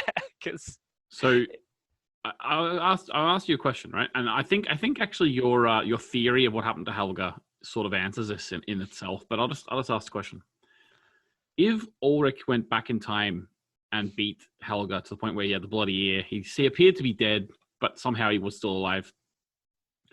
That actually had to happen and always happened because Helga has a scar on his ear in middle age and in old age. Yeah. So is that not enough evidence that he didn't die, even if it looked like he did, because he did have the scar the whole time? Like, he was always beaten to that severity. I suppose it is answered by the fact that your theory says there are two Helgas, but So I mean, I think on its own, that if there wasn't the scene of him waking up in the 80s with the exact same wounds, and the dry blood in his face, I think I would fall on the side of, okay, he just wasn't dead, and you know, it carries on. But the fact that we've seen him very explicitly wake up in two separate places at what appears to be the exact same kind of state, or in the exact same state, in the same room too. Yeah, in the same room, makes me think he was. I'm almost certain he was dead, and he's you know, and there's something that brings you back, or you know, lets you escape the loop, as is possibly the case with him waking up in 86. But as to what it is, I literally have no idea. I can't even throw like a Hail Mary guess at this, because I can't even begin to theorize. But I really, really want to know what's going on there, because it's once I get that, I think I'll be on the way to some bigger theories, because the possibilities are endless if reincarnation is a thing. But yeah, and then obviously the if we are to trust Agnes, the Tronte Nielsen being Noah's son, is really fascinating, because in many ways that makes Peter Doppler kind of like Noah's grandson as well, given Helge is sort of an adopted son to him at this point. And it kind of begs the question, why would Tronte serve his abusive father if indeed he was abusive? And I have a theory about this that we may get into after I've gone through the stuff that I got wrong. Okay. I'm interested in that. Before we do that, 8.8 is the IMDb rating. What do you think of that? I'd probably say that's a little high. I still think this was a really good episode. I think it wasn't as good as the last two, so I'd probably say like mid eights. I would give this. Like, it's still decent, and there was a lot of stuff in it, but I didn't come out of it as excited, like with my brain kind of cooking away at the possibilities for what the next episode could hold, as I did in some of the last two. I really want to know what happens. Obviously, the Helga coming back to life thing, but I don't know if that'll be in the next episode. Whereas the Hannah having the gun feels like that's probably going to come back in the next episode, because I think they might be worried that people forget about her having it if they carried that on between seasons. And I think the bomb going off in the truck is probably going to come back next episode as well.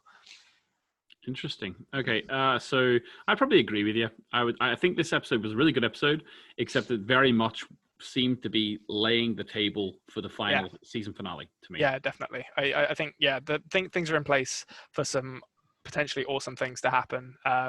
So yeah, I can't wait for the next episode. And this was still a really good one, but it just wasn't quite as packed with stuff as some of the other ones. Yeah. Okay. Awesome. Okay. So what did you get wrong? Okay, so first off, I had Noah stepping through time at will, maintaining a timeline that suits him while kind of playing God, and he consumes children to keep himself young by the machine we have seen. Which, I mean, it's kind of half right, because he does step through time at will, but he's using the caves, and he's not maintaining a timeline. He's trying to sort of seize control of it by building his own time machine, I think. So yeah, Noah is far like more small fry than I think I thought initially, or he seems to be. And then the second one was Noah has one of Tannhaus's wormhole machines, which he doesn't. He seems like he's trying to build his own one, but with limited success. Interesting. Yeah, I think the idea of him trying to build this machine is very very intriguing to me, even on a rewatch, to be honest with you, because it brings up questions that don't necessarily get answers, but you're always wondering about them, like in terms of the boys that have been taken, because everything happens at a loop. Are they literally every time just, randomly choosing these boys, and because it's all predetermined, they get the right ones? Or do they know that they have to take these boys at this time? Yeah, I mean, I was thinking about this actually after the questions from the last episode. There was a really good question about the whether it's like a deterministic, whether free will exists, whether it's purely deterministic.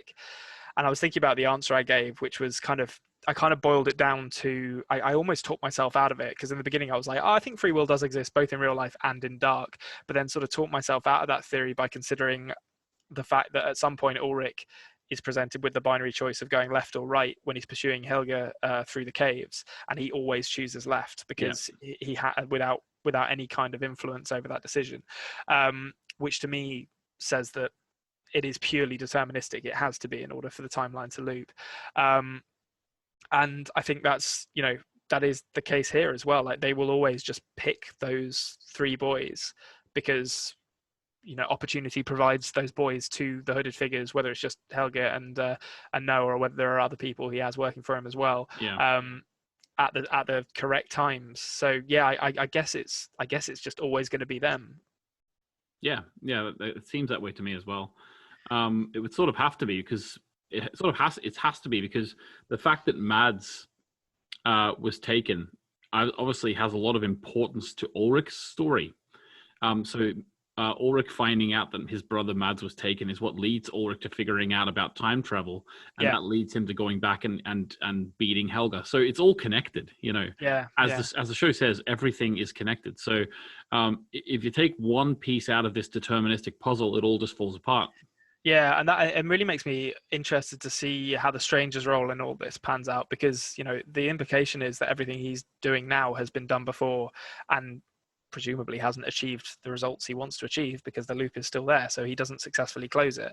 But but at the same time, he was. I keep thinking back to him being so scared, or maybe not scared, but so cautious when Jonas was like, "Oh, I'm just going to go talk to Mikkel," and him being like, "No, you're going to erase yourself from the timeline if you stop your mother and father from meeting here," which implies that it's not deterministic. And it also implies that the stranger has first-hand experience of someone accidentally deleting themselves from time by doing something dumb with their parents or something like that. So I mean, the show, I think it's very deliberately playing with this idea of, is determinism, is it really deterministic, or do we actually have free will in this? And I don't know if we're ever going to get a really solid answer to it, but it definitely, it keeps you thinking, and it really, really interestingly kind of recontextualizes everything we've seen thus far to sort of try and figure out if any of this is different from what has come before, basically. Yeah, I agree. It's really, really interesting. Okay, so you had one little theory you were going to go into. Was that? I've got a couple. So, Okay. So I mean, there's one which is pretty basic, and I think is a bit of a banker. I've got this one tucked in the back pocket, which is that H.G. Tannhaus is going to time travel pretty soon, because I mean, he seems to have a working time machine in 1986. So I think we're going to see him rock up, sort of elderly H.G. Tannhaus. This is going to see him rock up either in the 50s or 2019, maybe in the next episode. Okay. I've sort of landed on a theory about the pennies, which is, it's not a massive thing, but I think it's Noah's way of letting Helga, Peter, and Tronte know that the bodies that they're finding are being sent by him. Basically, it's sort of saying this has come from my machine in the sort of 1986 wormhole, because they're sort of positioned in the future, or I guess in 2019 and in 53 to kind of collect and deal with the bodies. Okay. Then so I've kind of mentioned this before, but I think Noah has died once and has exited the loop in the same way that Helga has, possibly. So when you say exited the loop, you mean that the Noah that died was part of the loop, in that his actions were predetermined and he had certain things that he had to do to keep the loop going, but once he's dead, he sort of no longer actually has any impact on the loop in general in terms of it continuing? Yeah, I think so. I think he kind of exists now in the same way that the stranger does, where, well, I don't think he's necessarily not caught in the deterministic loop. I think that's kind of the idea the series is playing with, that even when you quote unquote exit the timeline, you're still caught in this sort of deterministic cycle. But you don't kind of exist in 1986 or whatever. You're not kind of aging through the times. You sort of get planted back at the middle of the wormhole in 86 and are sort of traveling around through time in the same way that Helga and the stranger are. So I think he's done that. What else have we got here? I think, I mean, this is just kind of a left field thing, but I have a feeling that Noah, I've assumed the best of Agnes, despite all the knowledge and all the evidence to the contrary. I'm going to assume she's telling the truth. Okay. And Noah is going to reveal himself to her, reveal himself not to be dead, and kill Agnes and take over sort of parenthood of Tronte. I'm not sure like what kind of form that'll take, but I think Agnes might turn out to be okay.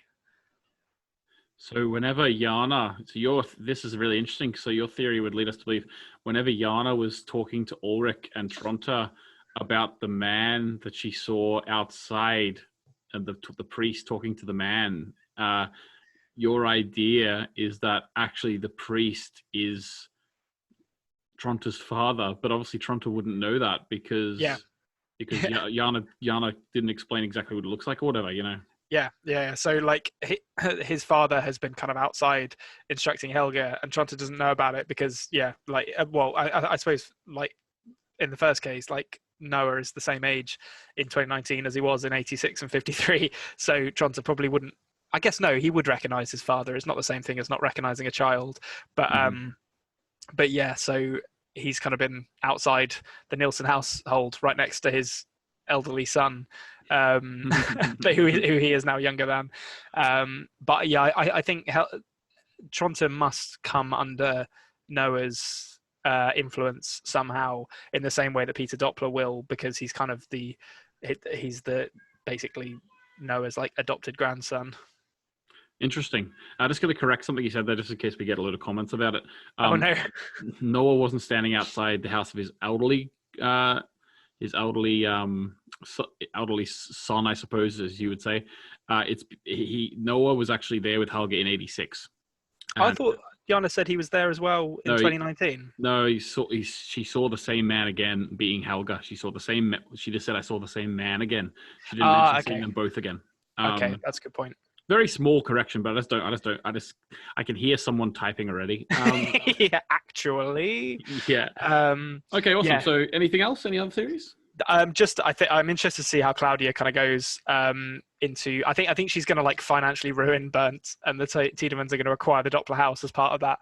And I'm not sure how it's going to happen, but I'm looking forward to seeing it because I like Claudia. I like Burnt as well, to be honest. Although old Burnt is a lot less fun than young Burnt, so yeah. I'm fine with Claudia ruining him. Yeah, awesome. I'm going to ask one or two questions just to sort of prep us for the season finale, because I know we don't have a question and answers this time. So, okay. My first question: what do you think? And this is all off the top of my head, by the way. So, straight off the dome piece. That sounded very scripted there. What do you think? It sounded like I actually knew what I was talking about. But first question is: what do you think is gonna? I just want to hear what you think is gonna happen next episode in the season finale. Basically, what do you think is gonna happen with Jonas in this last episode? What's he going to do? Because I know he's already traveled through time once, but then he sort of put an end on that. He burnt the letter from his dad, and he sort of drawn a line under it. Yeah. What do you think is going to happen with him next episode? So I think there needs to be a sort of propulsion for Jonas at the moment. I can't really see anything pushing him to travel again. I'm trying to think what he has seen thus far that could convince him to travel again. I'm gonna go out on a bit of a limb here and propose an idea which may come to absolutely nothing, but I think you're absolutely right. Something needs to get Jonas moving again, and it's got to be something pretty big. I wonder if he's going to meet his dad again. So my idea that death kind of allows you to escape the loop of the wormhole. I wonder if Michael will turn up in 2019 and give him the down low and be like, you got to go do this stuff, and that'll sort of propel him back into the time travel stuff, because I think something like that is going to have to happen with him. So that's a pretty sort of detailed and specific theory. If we could generalize that a bit, like maybe we'll just say maybe the theory is that Michael shows up. Yeah, I guess maybe just Michael showing up. He doesn't necessarily see Jonas, but we're just like, oh boy, like he's going to do something. Okay. That I could definitely see something like that happening. Obviously, I mean, this isn't to do with Jonas, but as all good writers will tell you, you always end the season of a TV show with an explosion and a cliffhanger. So, the truck's going to blow up, and maybe the Michael thing is a cliffhanger. Awesome. Okay. All right, so let's get into What the Dub then. Okay. What the dub? Okay, so as you know, I listen to the dub every week, listening to the English dub just because, for my sins, as Noah would say. But this week, it's been getting harder and harder, as I said last week, to find really funny or interesting things. It's funny how the monotony of the dub is sort of slowly... It's growing on you. It's I wouldn't say growing on me. It's the opposite of that. It's leeching from me. But before I mention my one, just wanted to mention something that we could all look out for maybe in the next episode. Apparently, a commenter commented on episode 5 today. Episode 5 of the podcast. Obviously, they've just discovered the podcast, so they're going through. But I can't remember the commenter's name. But they commented on saying about the dub how they didn't like it as well. And they even said that they think that that old Claudia is actually dubbed by the same person who plays a different character. I think it might have been Hannah. I might be wrong about that. But the idea is like old Claudia in the dub just sounds like a woman in her 30s. Nice. I'll need to look out for that because I didn't really notice that. But I because I'm just sort of on autopilot, if I'm honest with you. Just not paying any attention to it. Yeah, exactly. But I mean, as long as she's not voiced by like the same actor who does Egon or something like that. no, that would be properly crazy. That would be properly crazy. But here's my one for the week. And I genuinely do think this is a pretty funny one. Okay. I'm just going to say that. So whenever Alexander's getting a massage by Hannah, he's like really enjoying it, right? Okay. And, in German, he says like, "Oh, that's good, right?" Yeah. Just sort of telling her it's good. You know, she enjoys the feedback. You know, he could have given her a little thing on Yelp or something, but no, he told her to her face. So that's good. Yeah. wait till you hear this. So Alexander in the English dub says, "Yeah, that's good. Hell yeah." That's so good. Very enthusiastic. Hell yeah. This is a woman you pay to come and give you a massage, Alexander. Like, be a bit professional around her. What is Hell he? Yeah. Hell yeah. Yeah, Right, so like he was briefly possessed by the spirit of Stone Cold Steve Austin. yeah. Give me a hell yeah. Oh yeah, but it's just I couldn't believe it when I heard. Like honestly, I swear to God, I was listening to the episode. I watched the episode, listened to the dub, and I said to my wife, I can't find one. I don't know what to say. And then all of a sudden, hell yeah. Just served up on a plate. Oh, it's so good. Alexander is the gift that keeps on giving in the dub by the sounds of things. Yeah, it's absolutely fantastic. All right, so that's the episode this week. Sorry there's no question and answers episode. I know you understand why. If you can leave some questions on this video for Konrad about what his hopes are for season 2, maybe even you could ask him a question about something that he's predicted or something that in season 1 that hasn't come to pass yet. Sort of any questions about that we could include in the season summary, we'd be really thankful for, because we intend the season summary to be sort of obviously a lot more conversational. We're going to be going over. We don't have an episode to stick to, so we sort of need a bit of structure. So if we could structure that with your questions in that episode, that would be absolutely fantastic.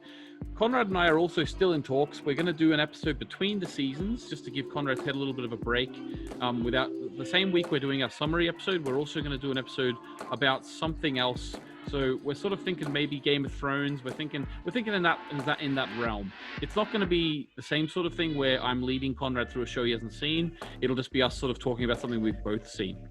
So if you have any suggestions about what you'd want to see in that one-off podcast, let us know. Apart from that, I think that's us. Any final thoughts this week, Konrad?